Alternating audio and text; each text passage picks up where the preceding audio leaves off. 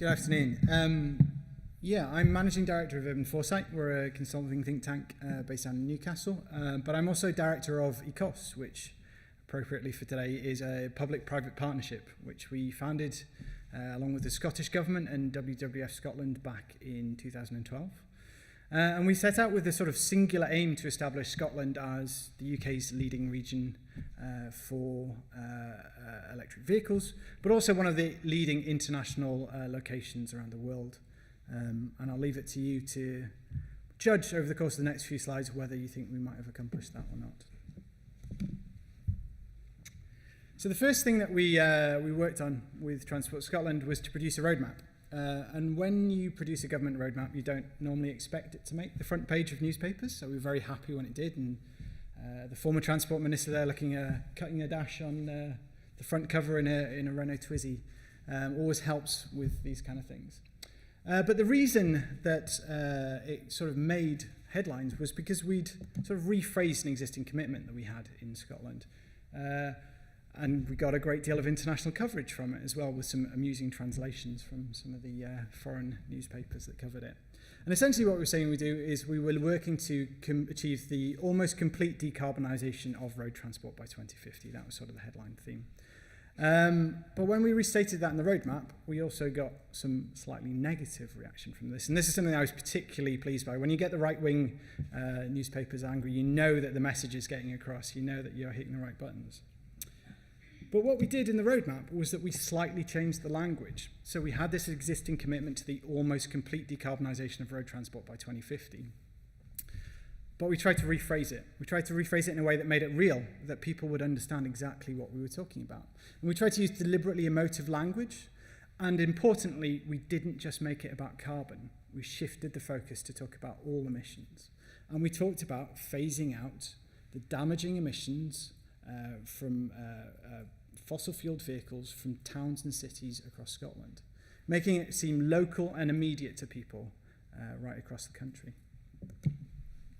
We recognised that to achieve that, a key milestone that we had to hit was that by 2040, all new vehicles needed to be zero emissions at the tailpipe, and that our analysis showed that to achieve that, we needed to get to a point where by 2030, half of all vehicles half of all fossil fuel vehicles would be phased out of Scotland's towns and cities.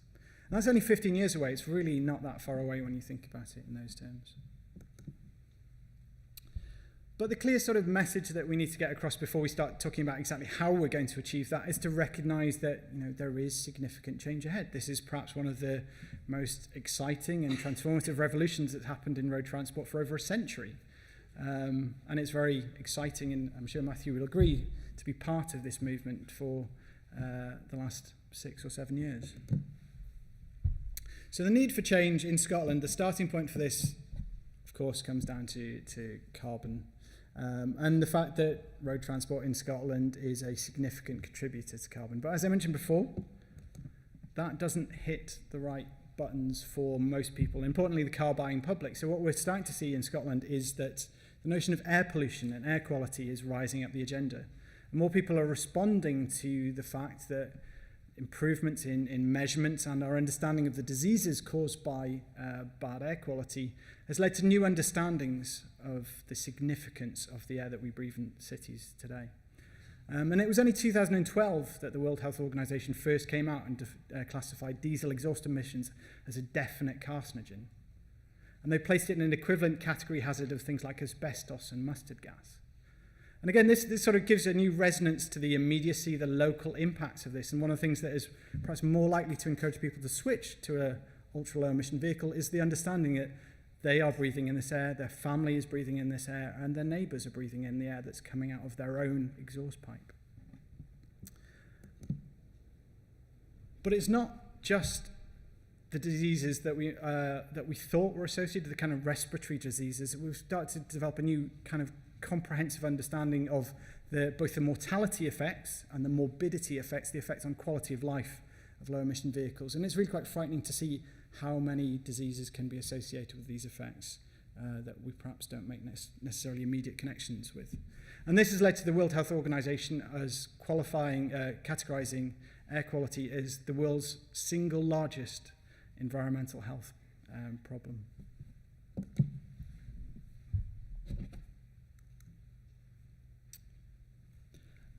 And the other thing that we need to address when we're talking about electric vehicles is the sort of binary thinking of whether we're talking about competing technologies and whether it's all electric or whether it's all hydrogen and EVs are a stepping stone towards that. And the important message here is that we don't expect it to be one dominant technology in the future. We expect to see a range of technologies contributing to this solution. But we also need to be realistic about the timescales associated with these different technologies. The fact of the matter is that electric vehicles are a technology for today. Anyone in this room can choose to go out and buy an electric vehicle today. We also expect that electric vehicles will be the dominant platform going forward. And as Matthew's clearly outlined today, it's not just about the road transport air quality benefits for electric vehicles. There's also compelling benefits for Scotland in achieving more robust, more resilient, and more responsive energy systems through controlled management of charging and storage. So, how we set out to deliver on this ambition. In the roadmap, we identify that there is essentially 7 key areas in which we need to achieve progress. And this is kind of an engineer's approach to strategy, just to get a kind of more mechanical feeling for how we wanted to achieve this. But there's also an important message here. The message is that one siloed activity around infrastructure incentives is not enough to turn this machine. And the machine can only turn as fast as the slowest moving cog. So we need to achieve progress right across the board to make this happen. We set out a comprehensive list of measures within the roadmap of exactly what it is that we were going to do across these different areas. And importantly, we also identified what it was that government could do to make this machine turn. And we identified 5, what we call strategic levers to make this happen. So I'm going to talk you quickly through some of the things that Transport Scotland and the Scottish Government are planning to do around, first of all, public sector leadership and the investments that they're making on their own fleet. They're helping local authorities to invest in ultra-low emission vehicles in their own fleets. And I'm sure that many of you saw the recent survey that was done, which showed that 4 out of 5 of the top local authorities in the UK for the number of electric vehicles in their fleets were in Scotland. And there are an overwhelming majority of all local authority electric vehicles are in Scotland. I think Dundee is currently Scotland's leading local authority with 52 electric vehicles in its fleet. It's almost 20%, it's just over 20% of its entire light-duty vehicle fleet are now electric. We also look at what we could do with incentives, and importantly local incentives, and what local authorities can do with the assets and powers that they have available to them around things like planning and parking and access to bus lanes and corridors to encourage uptake of ultra-low emission vehicles, making them more cost-effective and convenient for people to use. Of course, infrastructure is a big part of this, and Scotland's ongoing programme to deploy rapid charging infrastructure across the country. Deploying rapid chargers at 35-mile intervals on Scotland's primary road network is a key part of the strategy going forward. But also investing in car clubs. And another fantastic statistic for Scotland is that there are more electric vehicles in car clubs in Scotland than the entire rest of the UK today. In fact, there are more electric vehicles in Aberdeen's car club than there are in car clubs in London.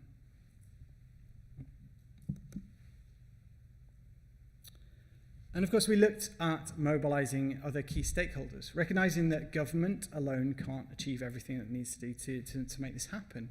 So we formed the Accost Partnership to engage a network of now over 200 organisations with different expertise and assets and resources to make this happen. We have a strategic board of leaders from across the public and private sector to help guide government policy going forward.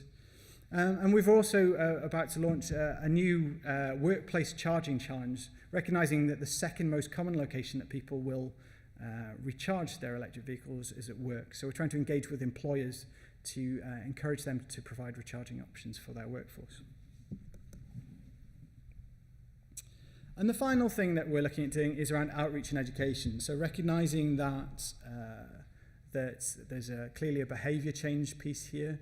It's not necessarily just that people need more information about electric vehicles, but it's perhaps addressing some of the sort of negative understandings, misconceptions that exist around electric vehicles, helping them to understand the benefits and their fit with their own lifestyles going forward. So to move from a sort of a Scottish context into another piece of work that we've done out of Foresight, looking at kind of global best practices in advancing electric vehicles, to give you a sense of the kind of the big ideas that are driving the future of electric mobility and some of the things that we expect to lead to this kind of transformative change in cities around the world. This is based on something called the EV City Casebook. If you Google that, you'll be able to find 50 of these big ideas from around the world.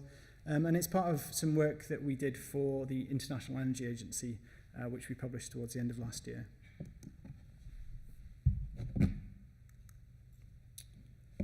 So the first thing perhaps addresses this kind of perception that we expect to see a kind of incremental increase in EV adoption going forward.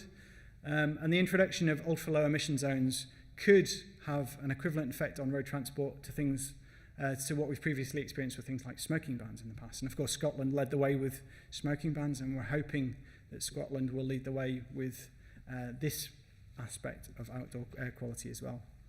And of course, there are already over 200 low emission zones either in existence or planned across Europe today. So we expect to see many more of them in the future. And we've seen bold commitments from places like London to implement an ultra low emission zone by now 2022, I believe. And in Paris, in fact, has come out and said that they expect to ban high-emitting diesel trucks and coaches by the autumn of this year in the city. Air quality has reached the point where they're looking at taking that kind of radical action. So again, we're not talking about something happening in the dim and distant future. This is happening in cities today around the world. The other interesting thing is car sharing, and staying in Paris, the world's largest car sharing program, where they have, I think, 2,700 electric vehicles in a car club on the streets of Paris today. It's quite phenomenal. And this is, again, giving people new opportunities to engage with electric vehicles, but also promoting a sense of more intelligent use of vehicles, and reflects, I guess, the changing nature of vehicle ownership, in that we've seen that millennials just don't buy cars in the same way that our generation has. You know, there is changing travel behaviours, changing ownership behaviours, and we expect that shared electric vehicles will be a big part of that going forward. The notion of integrated urban intelligence, so recognising that a shared vehicle is only part of your journey potentially. We want to, as I mentioned before, encourage more intelligent use of electric vehicles within cities. And maybe that electric vehicle is only going to be used for the last mile of your journey. So how do you have the technologies, the systems, the kind of communications procedures in place to make that journey as convenient and as easy as possible, where it creates a situation that people want to and are easily using those electric vehicles across the city. Notion of managed charging and sending people communications and signals to encourage them to charge their electric vehicles at certain times of the day. Recognizing that, as Matthew mentioned, cluster charging effects in cities around the world is going to be a big problem for local grids. So can we push notifications through sat-navs, through emails, through SMS to encourage people to recharge their vehicles at times where there's a surplus of renewable energy, and to avoid them charging at times where there's peak demand, so we can level off the demand curves for electricity systems. And of course, the air we breathe. And as I mentioned before, this is, highly likely to be one of the most significant things that drives uptake of electric vehicles going forward. Okay, so to briefly close with three sort of takeaway messages, closing thoughts from the presentation today. First is, we're not talking in hypothetical terms anymore about electric vehicles. We're very much talking about when, not if, and importantly, how quickly we can make all of this happen in Scotland. The second is that there is no silver bullet to make this happen. We need an integrated and holistic approach where we have all of these cogs and levers working in unison to deliver this transformational change. And the final thing is to not overlook the full potential offered by increased adoption of electric vehicles on the streets and roads of Scotland. and the compelling benefits that we have around energy systems, around wider sustainable transport systems, and of course behaviour change that these vehicles deliver. And electric vehicles are the start of so many exciting conversations about so many different areas. Thank you very much for your time.